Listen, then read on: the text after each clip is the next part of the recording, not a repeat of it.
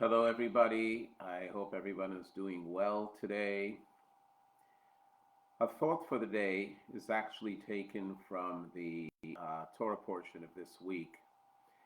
There is a very well known verse in the portion of Kedoshim, as this week we have a double portion, Achrei and Kedoshim. So, in the portion of Kedoshim, there is a very well known verse. And the verse says, V'ahavta l'reacha kamocha, that you shall love your friend as you love yourself.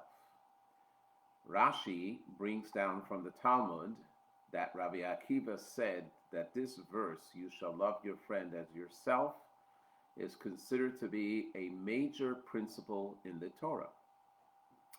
It's interesting that the Talmud in the Tractate of Shabbat, when it tells the story of someone that wanted to convert to Judaism, and he came to the house of Shammai and then to the house of Hillel. So when he asked them, teach me the entire Torah while I stand at one foot, Shammai showed him the door, and Hillel actually said, this that is spiteful to you, don't do to others.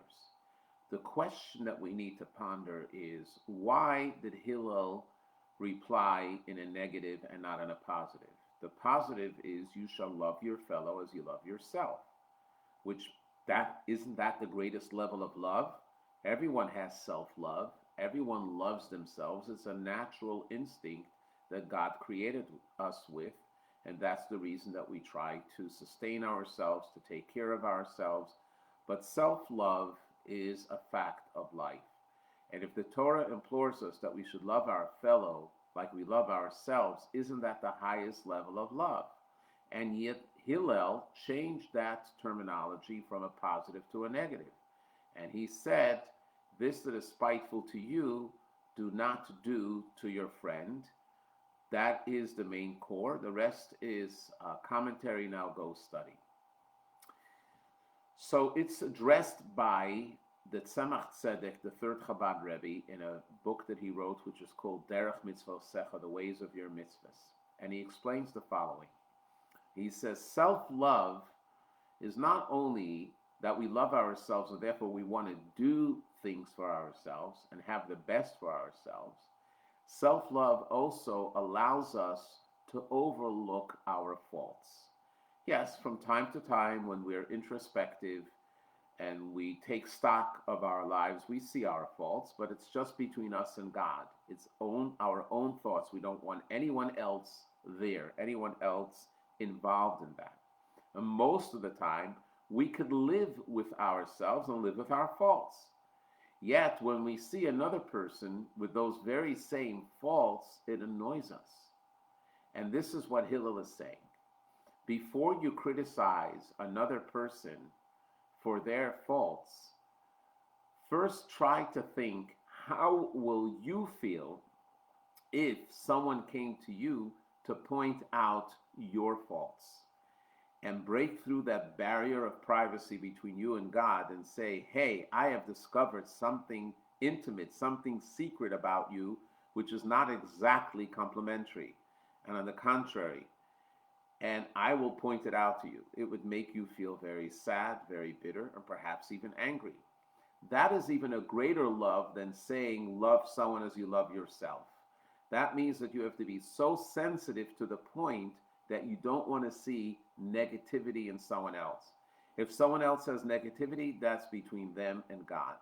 That is indeed the highest level of love, and that is why Hillel said it in a negative way rather than in a positive way. We have explained the idea of the spiritual soul dominating, and for that reason you come to a level of love. What I wanted to do today is take us to even a higher level. The only time we can point out a fault to someone else is if the person is truly close to us. And not only that, we know that by pointing out the fault, they will not feel hurt, but actually they will feel pleased. They will feel positive that we pointed it out and we can help them with it. But that's a very rare occasion. That's almost never happens. The proper way is to see another person in a positive light, and then faults are our faults. The Baal Shem Tov once said that if you see a fault in a friend, actually a friend, someone that you're close to, so know that it is actually a mirror. And the reason that you're seeing that fault is perhaps you might have the fault within yourself. And it's just a sign that you have to sort of clean up your own act. I want to finish with a story of the Tzemach Tzedek, this Rebbe that we mentioned, that he gives this explanation. In his day, in the 1800s, he was one of the most popular Jewish leaders in all of Russia. He had hundreds of thousands of followers in every municipality, every town, every village throughout Russia. And from time to time, he would leave the city of Lubavitch, and he would visit communities throughout Russia and hold court. In other words, he would have private audiences with many of his followers there, in addition to teaching Torah, and in addition to inquiring on the welfare of the community. In one of these visits, he had long lines of people that wanted to see him. Each person had a few minutes allotted to him to be in the private presence of the Rebbe and pour out his heart or ask for advice. And then after he would get his advice, he would go out, and that would allow another person to come in. At one point, the Rebbe turned to the Gabbai, the one that was managing the door, and said, "I want to stop seeing people for now." This was an abrupt stop. He said, "I will let you know when I will be ready." Okay, maybe the Rebbe needed a rest. A day passed, a second day passed. The Rebbe had not opened up his door. He had not asked for food. He had not asked for drink. He didn't ask for anything. By the third day, the elders were getting quite concerned to see, why don't they hear from the Rebbe? Maybe something happened to him. So one of them peeked through the keyhole. In the olden days, the keyholes were see-through, to see what was going on in the room that the Rebbe was in. And to his shock, he saw the Rebbe on the floor, crying and crying and crying, and being inconsolable. Something was hurting him tremendously. They realized that they couldn't bother him, and they waited another 6 hours till the evening. By the evening, the Rebbe finally opened up the door, and he asked for some hot soup and some water, which they promptly brought to him. And a while later, he said, "I can resume seeing people." Well, after all the audiences were finished, one of the elder Hasidim that was very close to him said to him, "I'd like to ask you a private question."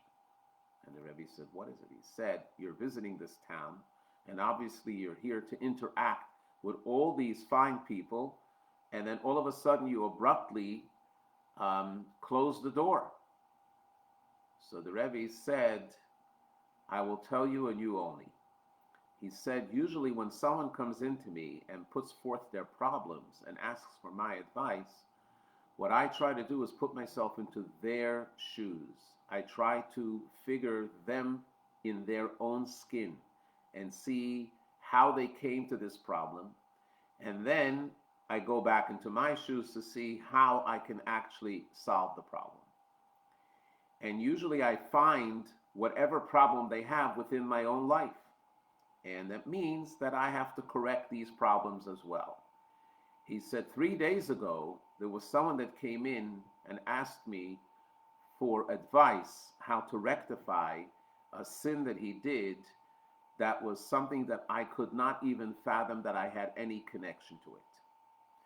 And I thought to myself that if this person brought the sin about himself to my attention, certainly it was because I have some sort of connection to that kind of sin. And it's worse when you don't know that you have that sin than when you do know, because when you do know that you have it, so then you can ask for forgiveness. But if you don't know, you think you're clean. And when you're clean and you're doubting that you're not actually needing any kind of rectification, then you don't ask God to help you with it. So I became so distressed that how is it that I have this and that I don't know about it? So I spent the last 3 days in repentance asking God for forgiveness for any inequity that I have that is related to that kind of behavior that this person told me. And once I felt that I was truly honest with God and I asked for the forgiveness and I cleansed myself, only then was I ready to see other people. This story is just amazing for such a holy man who was so distant from any material or physical pursuit, even more so sin, to be able to see within himself that if there's a fault in somebody else, even if the other person is speaking about themselves, it must be that somewhere within himself he might have some sort of connection to it.